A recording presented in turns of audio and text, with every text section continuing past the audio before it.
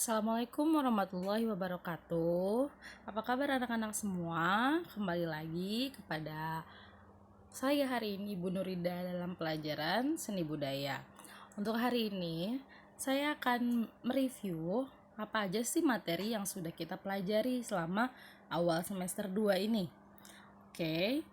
Untuk yang pertama, kalian bisa sambil membuka LKS kalian ya di halaman 3.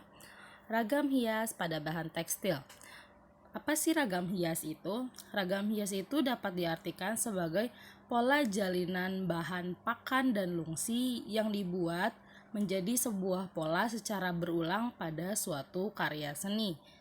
Itu adalah ragam hias pada bahan tekstil.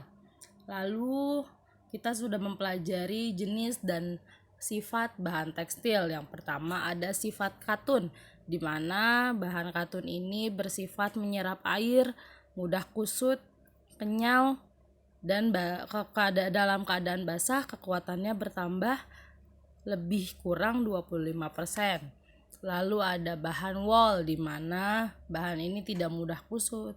Lalu bila dipanaskan, wol ini akan menjadi lunak. Lalu ada sutra, di mana bahan ini lembut, licin, berkilap, kenyal, dan kuat. Lalu ada bahan dakron, polyester, dan nilon, di mana bahan ini ketika dicuci bisa cepat kering, tidak kusut, dan tidak perlu disetrika. Lalu ada jenis dan bahan pewarna tekstil, di mana bahan dan pewarna tekstil ini bisa dibagi dua, yaitu alami dan buatan. Tujuan dari zat warna ini memperbaiki atau meningkatkan warna suatu produk sehingga citra yang ada pada tekstil ini menjadi lebih menarik. Nah, untuk zat pewarnanya tadi saya bilang ada alami dan buatan atau sintetis. Kalau alami biasanya dibuat dari tanaman, dari bahan buah, kulit kayu, atau bunga. Contohnya ada tarum, jambu biji, kunyit, indigo vera, jalawet, teh, secang, bawang merah, kelapa, kesumba, manggis, dan tanaman tinggi, jambal, dan tegeran. Sementara untuk zat pewarna sintetis atau buatan itu biasanya ada zat pewarna direct, zat pewarna asam, zat warna basa, zat warna naptol, zat warna belerang, zat warna pigmen, zat warna dispensi, zat warna bejana, zat warna bejana larut, dan zat warna reaktif. Lalu ada teknik menggambar pada bahan tekstil, yaitu ada prosedurnya apa aja yang harus disiapkan. Lalu ada produk ragam hiasnya, ada sulam, ada membatik, ada langkah-langkah dalam membatik, yaitu yang pertama menyiapkan alat bahan, membuat pola pada kain, menutup bagian gambar dengan lilin atau pewarna malam, lalu ada menyiapkan larutan untuk merendam kain, dan juga yang terakhir mencelupkan dan menghilangkan lilin. Selanjutnya, setelah ragam hias pada tekstil, kita membahas ragam hias pada kayu. Ragam hias yang dibentuk dengan cara diukir biasanya bermotif flora, fauna. Seni ukir atau ukiran merupakan gambar hiasan dengan bagian cekung dan bagian cembung yang menyusun suatu gambar yang indah. Jadi biasanya ragam hias kayu ini, tekniknya ini ada mengukir, ada menggambar, atau melukis. Lalu contoh penerapan pada ragam hias kayu ini, contohnya ada kalau mengukir, ketika kita melihat kayu lemari, ujung-ujungnya biasanya ada ukiran seperti bentuk daun, itu namanya ukiran. Kalau gambar seperti misalnya pada tameng dari suku Dayak, biasanya mereka ada ukiran tapi setelah itu digambar, diberi warna. Itu artinya itu namanya teknik menggambar. Setelah diukir atau dibentuk, dia diberi warna. Teknik penerapan ragam hias pada kayu. Ini biasanya menggunakan beberapa alat ukir atau alat pahat. Yang pertama ada pahat penguku, lalu ada yang kedua pahat penyilat, yang ketiga ada pahat pengot, yang keempat ada pahat kol, yang kelima ada pahat coret. Untuk menggambar ragam hias ukiran, yang pertama langkahnya adalah menyiapkan alat dan bahan yang dibutuhkan. Yang kedua membuat rancangan di kertas. Yang ketiga memindahkan rancangan dari kertas ke kayu. Yang keempat menerapkan cat untuk menyempurnakan. Yang kelima memberikan cat transparan. Lalu ada melukis ragam hias pada bahan kayu. Yang pertama menyiapkan alat dan bahan menggambar ragam hias ukiran. Yang kedua ada membuat sketsa gambar hias pada kayu langsung. Yang ketiga memberikan warna.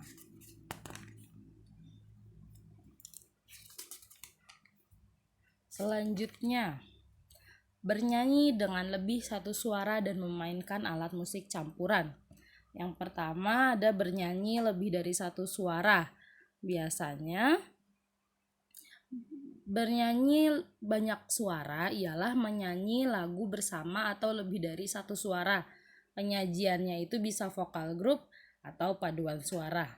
Biasanya dalam mengaransemen lagu untuk paduan suara harus nada-nadanya sesuai dengan pencapaian dari jenis vokal yang akan diberikan, sehingga ketika menyanyi akan harmonis, tidak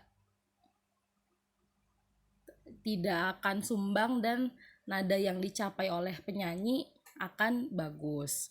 Lalu ada berlatih lagu kanon. Lagu kanon ini dinyanyikan oleh 2 orang atau lebih kelompok penyanyi dengan melodi yang saling berkejar-kejaran. Lalu ada latihan vokal. Nah, latihan vokal ini tujuannya mempersiapkan pita suara sebelum bernyanyi dan juga untuk membangun teknik vokal yang lebih baik. Teknik vokal yang baik memerlukan latihan olah vokal dan menerapkan pernapasan diafragma. Nah, lalu ada latihan vokal grup dan paduan suara. Untuk latihan lagu vokal grup 2 suara, biasanya menggunakan nada mayor di nada C dan E. Dengan jarak antar nada 1 dan 2 itu ada mayornya itu jaraknya 2, sementara di minor jaraknya setengah. Latihan lagu 2 suara dapat dilakukan 2 kelompok. Misalnya kelompok pertama adalah perempuan, lalu kelompok 2 adalah kelompok laki-laki. Atau kelompok 1 adalah penyanyi anak-anak, kelompok 2 penyanyi remaja. Itu latihan lagu 2 suara. Kalau latihan lagu 3 suara itu biasanya dinyanyikan dalam 3 kelompok. Melodi suara pertama dinyanyikan oleh perempuan dengan suara tinggi. Kelompok 2 itu dinyanyikan oleh kelompok perempuan suara rendah. Dan kelompok 3 dinyanyikan oleh laki-laki. Atau bisa juga kelompok satunya perempuan, kelompok suara 2 ini laki-laki suara nada tinggi, dan kelompok 3 laki-laki suara rendah. Lalu ada menampilkan musik campuran.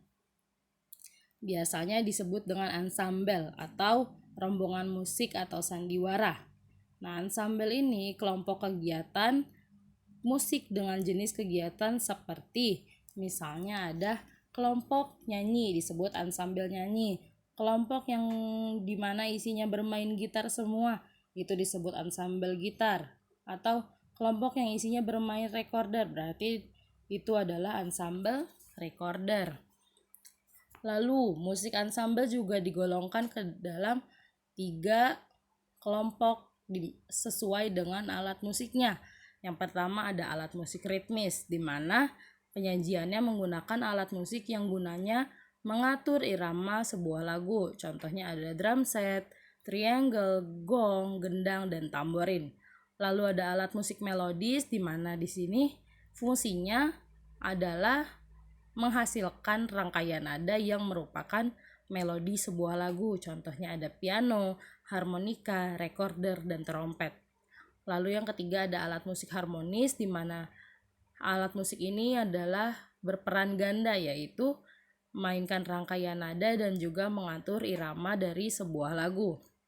Dalam bermain ensemble ada beberapa syarat. Yang pertama, harus disiplin.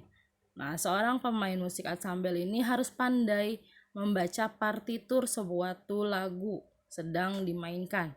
Lalu yang kedua, lancar membaca notasi. Pemain dituntut untuk lancar membaca notasi, sebab sekali lupa maka akan menyebabkan seseorang pemain akan berhenti memainkan alat musik. Lalu yang ketiga, terampil memainkan instrumen atau alat musik.